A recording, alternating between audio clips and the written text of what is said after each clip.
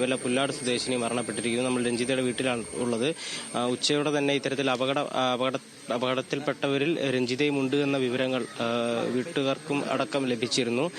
എന്നാൽ ഇപ്പോൾ ജില്ലാ ഭരണകൂടം ഇത്തരത്തിൽ മരണം സംഭവിച്ചു എന്ന അറിയിപ്പ് ജില്ലാ ഭരണകൂടത്തിന് ലഭിച്ചതായാണ് പറയുന്നത്. പൊതുപ്രവർത്തകരടക്കം രഞ്ജിതയുടെ വീട്ടിലുണ്ട്.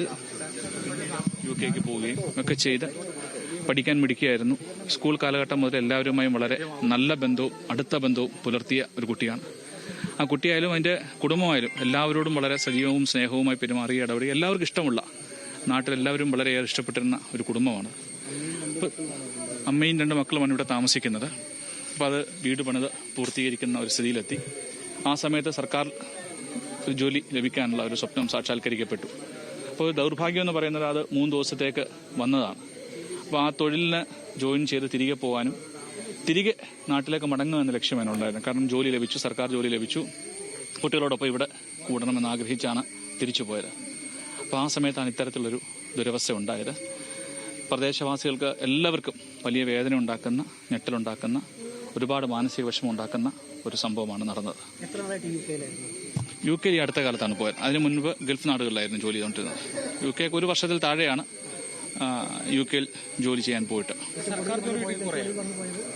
ഇപ്പം ഇതിനു വേണ്ടി ഇപ്പോൾ വന്നാണ്. ഈ സർക്കാർ ജോലി ലഭിച്ചു എന്നുകൊണ്ട് PSC റാങ്ക് ലിസ്റ്റ് ജോലി ലഭിച്ചു എന്നുകൊണ്ട് നാട്ടിലേക്ക് വന്നാണ്. നഴ്സിംഗ് ബന്ധപ്പെട്ട ജോലിയാണ്. അപ്പോൾ അങ്ങനെ ജോലി ലഭിച്ചുകൊണ്ട് തിരികെ വന്നപ്പോൾ അത് ഒപ്പിട്ട് അതിൻ്റെ അപ്പോയിൻമെൻറ്റ് ഓർഡർ കൈപ്പറ്റി അത് ജോലി ലീവിൻ്റെ കാര്യങ്ങളൊക്കെ ചെയ്യണമായിരുന്നു. അപ്പോൾ അതിനുവേണ്ടിയുള്ള സമയം എടുത്ത് പെട്ടെന്ന് വന്നതാണ്. അപ്പം തിരിച്ചിങ്ങ് പോരുകയാണ്. അവിടെ ചെന്ന് കാര്യങ്ങൾ ക്രമീകരിച്ച് മടങ്ങി വരണം. ഇപ്പം ജോലി ലഭിച്ചു, വീടായി, കുട്ടികളോടൊപ്പം ഇവിടെ മുന്നോട്ട് പോകണമെന്നൊക്കെ ആഗ്രഹിച്ച് ആ കുട്ടി മുന്നോട്ട് പോയത്. ഇന്നലെ വൈകിട്ട് എയർപോർട്ടിലോട്ട് റെയിൽവേ സ്റ്റേഷനിൽ നിന്ന് പോവുകയായിരുന്നു. ചെങ്ങന്നൂന്ന് റെയിൽവേ ട്രെയിൻ മാർഗം നെടുമ്പാശ്ശേരിക്ക് പോവുകയും നെടുമ്പാശ്ശേരിയിൽ നിന്ന് ചെന്നൈക്ക് പോവുകയുമായിരുന്നു. പക്ഷേ ഇത് ഫ്ലൈറ്റ് അഹമ്മദാബാദിൽ നിന്നാണ്. പിന്നെ ചെന്നൈയിൽ നിന്ന് എങ്ങനെയാണ് അങ്ങോട്ട് പോയതെന്ന് നമുക്ക് അത്ര ക്ലിയർ ആയിട്ട് അറിയുന്നില്ല. സഹോദരി ആങ്ങളയുടെ ഭാര്യ നാത്തൂനാണ് അവളെ കൊണ്ടുവിട്ടത്. ചെങ്ങന്നൂന്ന്